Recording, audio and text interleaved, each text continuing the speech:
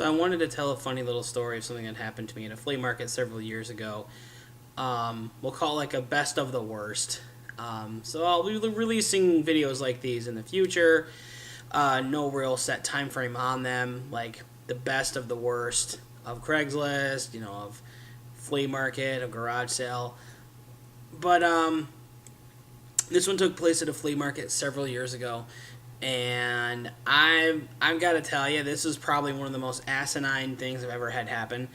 So, usually how flea markets work is you usually pay the vendor space, whoever owns the area, or however you have to lease the property. You have to pay the leaseholder of that property a certain amount of money to set up a booth or a few tables. Sometimes, depending on the state or the area, it's actually a free setup. In New York, it is not. I don't remember the exact specifics, but I do know for a fact that you do have to pay a fee one of two ways. I think one of them is for more like throughout the year. The other one is like a week at a time or every other week at a time.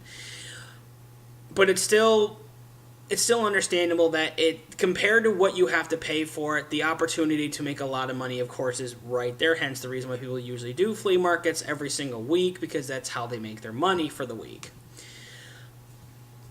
Apparently, I got the one person who thought for a minute she was going to be the richest person in all of the flea market land. So anyway, cut to the actual flea market. I get over into this woman's section. She has everything laid out in boxes on tables and little milk crates.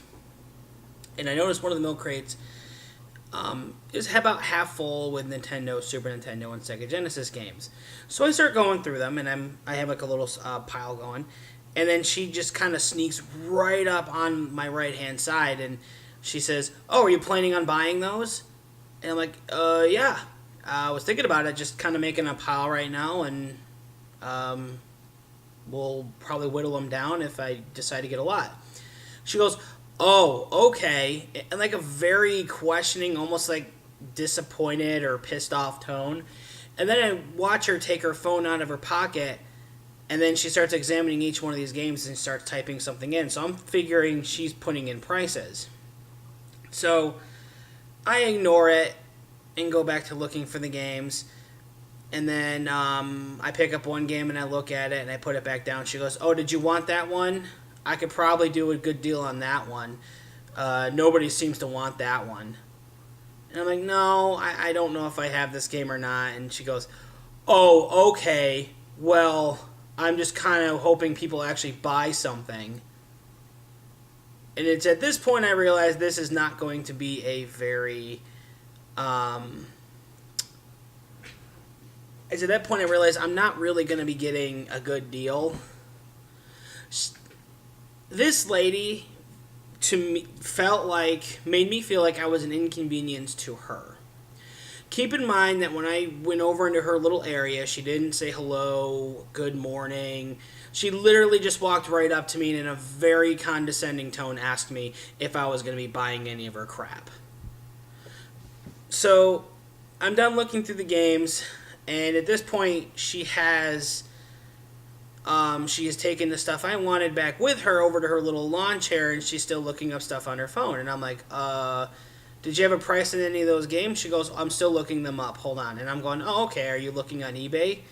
She says, "Yeah." I'm going, "Oh, okay. You're checking the sold listings, right?" Now, it's a pretty well-known fact at this point, if you're selling video games and you're going to look on eBay, I would assume it's... At least I would assume it's common sense you're going to look up on sold listing. No, not her. She, of course, looked up the... I would assume the highest listing you could, and she came back at me with a price of nearly $30 for all three games. And these games were Uniracer, Yogi Bear's Adventure in the Park or something, but it was definitely a Yogi Bear game, and the last one was Super Star Wars. I know for a fact Super Star Wars sells for roughly $10, and that's any store I walk into, no matter what. It could be a high-end, it could be a small mom-and-pop store. I always see that game for $10, no matter what. And I know for a fact that neither of those other two games equate up to $10 a piece.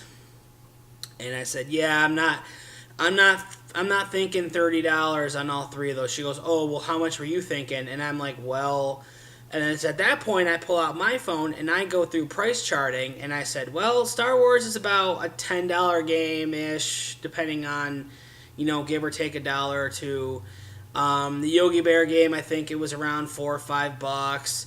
The Unit Racers game was like another $4 or $5, and I'm like, top value would be $20. I said, I'd give you $10 for all three.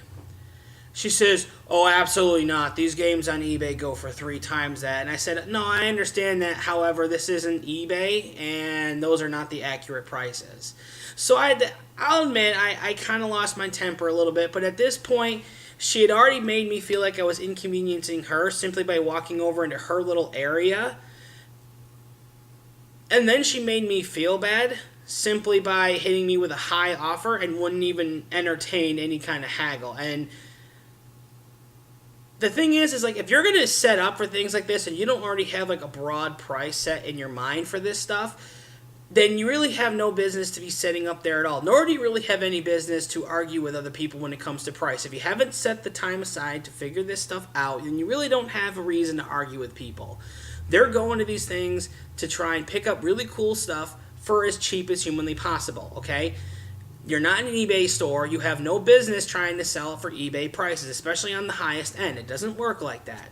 So, after I told her that the highest I would do for all of those games would be for $10, and the only reason I offered $10 was because the Star Wars was extremely dirty, and Unit Racers had really bad label damage.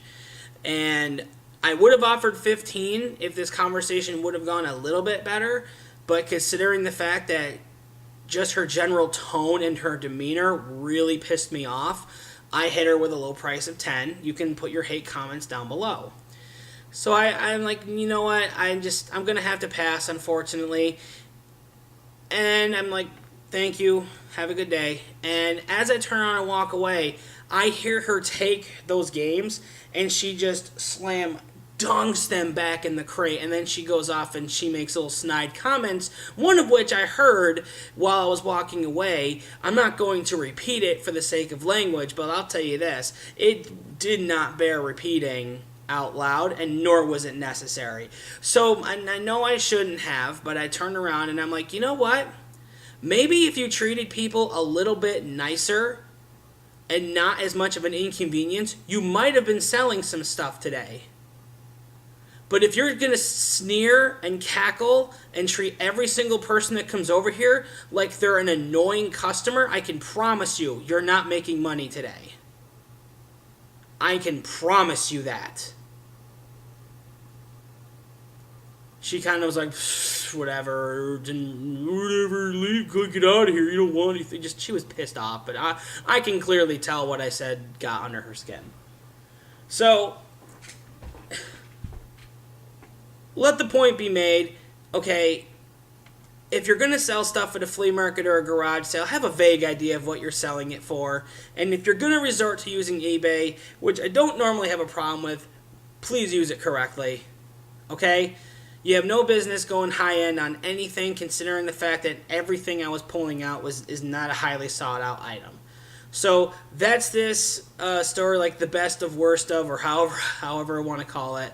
Let me know what you thought down below.